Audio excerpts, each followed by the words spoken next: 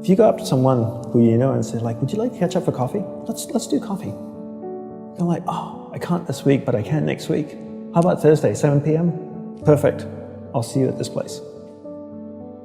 When was the last time someone is willing to take time out of their life to spend time with themselves? So if I wanted to get to know you, and we've had one dinner and we had a great conversation, we're spending time here.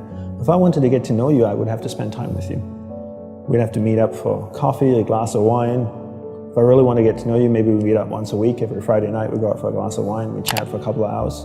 After a year, I'd get to know you really well, you'd get to know me really well. But it requires me spending time with you.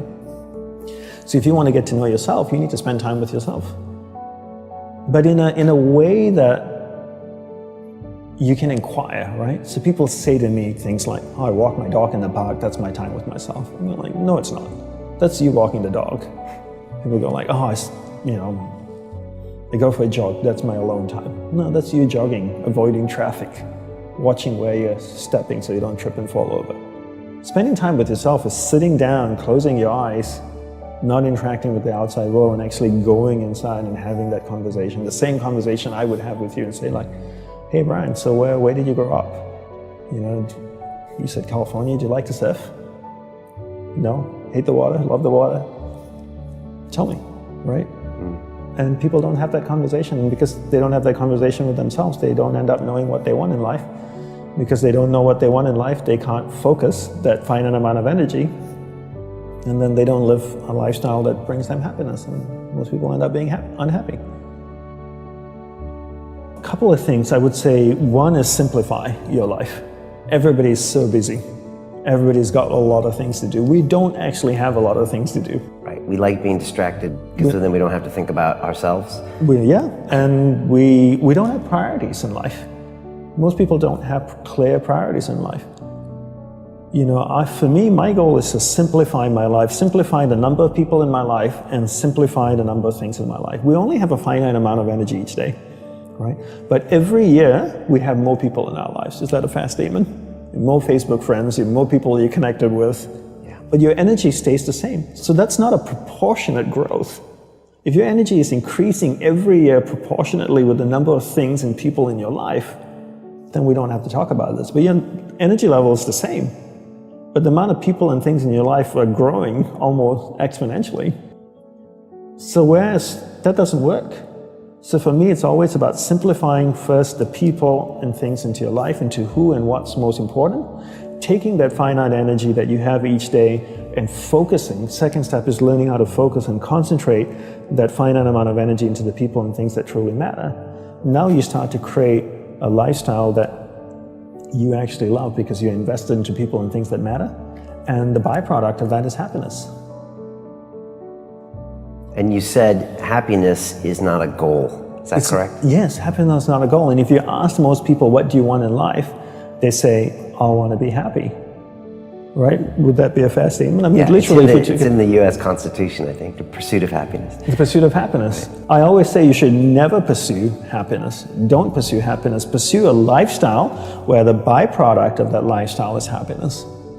So happiness comes as a byproduct. I spend time with the people that I love.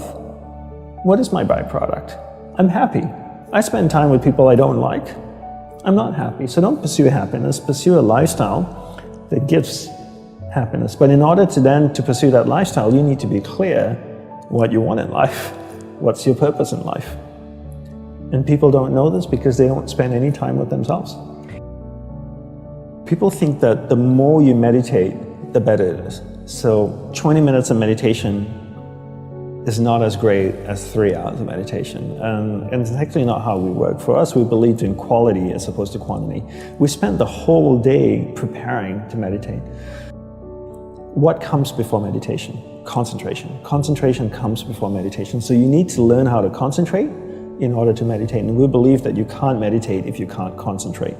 So we spend the whole day focusing on concentration.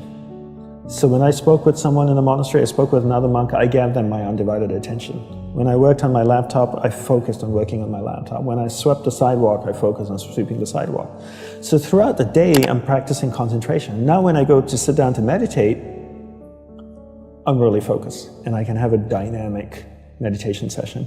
And I always use the simple analogy of, take Usain Bolt, for example, the sprinter, right? I don't know much about him except he won 3 gold medals, fastest man on earth from Jamaica. I can make an assumption, and tell me if I'm wrong, that his whole day is structured. That he eats the right kinds of food and drinks the right amount of water. He goes to the gym. If you look at the boy, he's ripped, right? Probably works out, runs every day, I'm sure, sprints, does all kinds of things. But his whole day is preparing him for 9.57 seconds or whatever it is his world record is, not the other way around.